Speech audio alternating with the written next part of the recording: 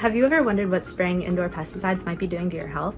I certainly have, especially after moving into an apartment with a teeny cockroach problem. And instead of sending a proper exterminator, my landlord just sent by our building manager with a bunch of drugstore pesticides that he put everywhere. And thus far, the roaches have been contained enough to stay out of my way, but I had to wonder, if these chemicals are meant to kill some of the most resilient pests on the planet, how are they affecting my health?